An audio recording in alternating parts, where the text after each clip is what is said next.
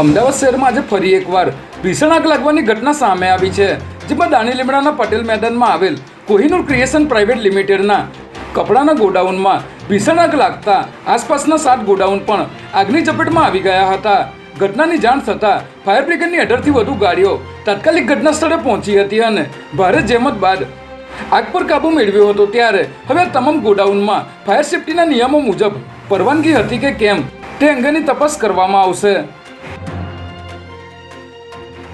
આજે સવારે 11 વાગ્યાની આસપાસ એક 2 વ્હીલર ચાલક યુવતી હેલ્મેટ સર્કલ પાસેથી પસાર થઈ રહી હતી, ત્યારે અજાણ્યા વાહને આ યુવતીને અડફેટે લેતા તેના મોઢાના ભાગે ગંભીર ઈજાઓ થઈ હોવાથી ઘટના સ્થળે તેનું મોત નીપજ્યું હતું.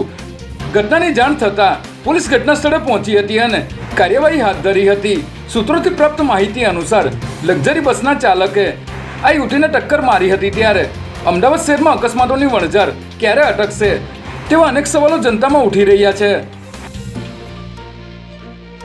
અમદાવાદમાં આવેલ પી ઉમેશચંદ્ર એન્ડ સન્સ નામની આંગણિયા પેઢીનો કર્મચારી ચેન્નઈમાં 20 લાખ રૂપિયા રિસીવ કરવા માટે ગયો હતો અને અચાનક ગાયબ થઈ ગયો હતો, જેથી તે ક્યાં છે તેની કોઈ કડી કંપનીના સંચાલકોને ન મળતા કંપની અમદાવાદ ક્રાઇમ બ્રાન્ચના ડીસીપી અજીત રાજ્યાનને જેસીબી શરદ સિંઘલનો સંપર્ક કર્યો હતો, જેને પગલે ક્રાઇમ બ્રાન્ચની એક ટીમ ચેન્નઈ જવા માટે રવાના થઈ હતી અને ત્યાંની પોલીસને પણ આ બાબતે જાણ કરવામાં આવી હતી. ત્યારે ચેન્નઈ પોલીસે અપહરણકારોને ઝડપી લઈ અમદાવાદની આંગણિયા પેઢીના કર્મચારીને બચાવી લીધો હતો.